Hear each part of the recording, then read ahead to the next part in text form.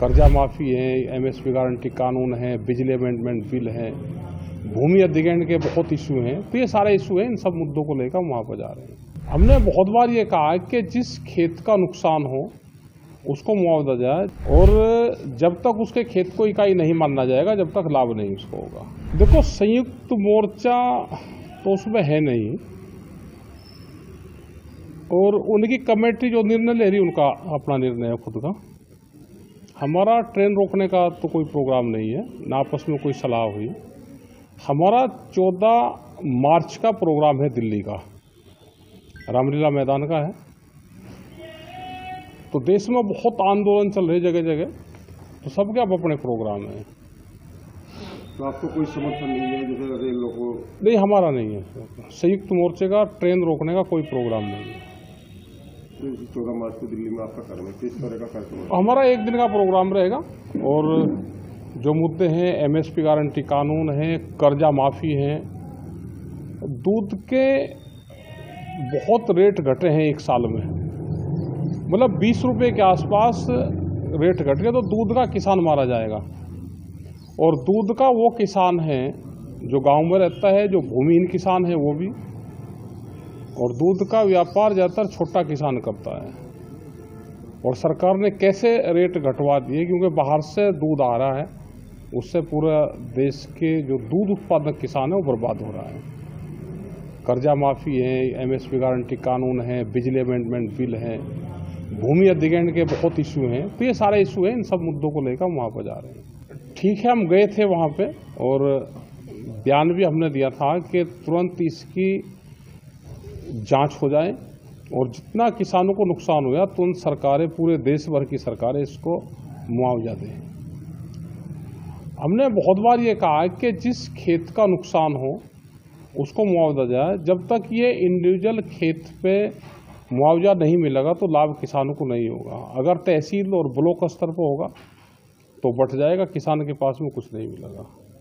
जिला प्रशासन ने टीम बनाई है, सर्वे कर रही है, तो ये किस तरह से सर्वे करेंगे? क्योंकि कोई किसान छोटा है, कोई बड़ा है, तो फसलों का किस तरह से? नहीं, सर्वे तो ये होना चाहिए। देखो, हमने बहुत बार सरकारों को कहा कि इंडिविजुअल किसान के खेत को इकाई मानना जाए, और जब तक उसके खेत को इकाई नहीं मानना जाएगा जब तक लाभ नहीं उसको होगा। अभी भी आएगा, क्योंकि इकाई खेत नहीं है, तो किसी को 100 रुपये आएंगे, किसी को 500 रुपये आएंगे, किसी को ऐसे आएंगे।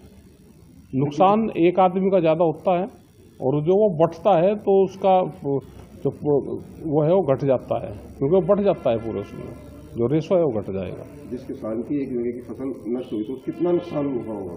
देखो, नुकसान ये है कि किस तरह की फसल है, कौन सी फसल है। अब जैसे आलू का किसान है, जिसकी खुदाई होगी और आलू बाहर है तो गलेगा, या जिसका अंदर है उसमें पानी भर गया तो गलेगा, तो उसका 100% नुकसान है। गन्ने की फसल में कोई ज़्यादा नुकसान नहीं होता, लेकिन गेहूं की फसल है जो गिर जाएगा तो उसकी पैदावार घटेगी और उसमें लेबर कॉस्ट बढ़ेगी। आपके हिसाब से क्या निश्चित मुआवजा कोई होना चाहिए किसान? निश्चित नहीं, खेत को इकाई मानना जाए, वो फिर बंटवारा नहीं होगा। जैसे अगर पूरा एक ब्लॉक है और नुकसान हुआ 10 गाँव में, और ब्लॉक में 35 गाँव, तो नुकसान भी उस गाँव उनमें बट जाएगा, तो उसका रेशो कम हो जाता है। फिर इस सरकार को निर्धारित करना चाहिए कि मुआवजा ये सभी किसानों को दिया जाए। बिल्कुल करना चाहिए।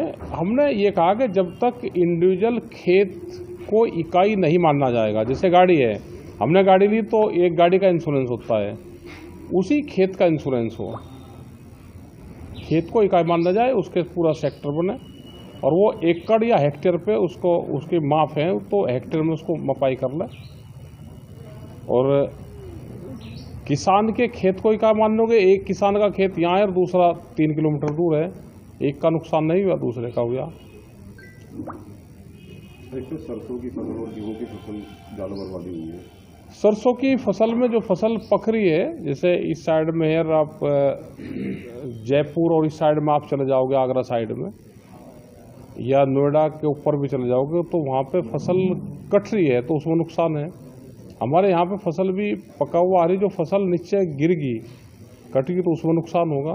तो अलग अलग फसलों का अलग है, और सरसों की अच्छी पैदावार है आपके, और नुकसान की भरपाई सरकार दे दे तो कुछ किसानों को राहत हो जाएगी।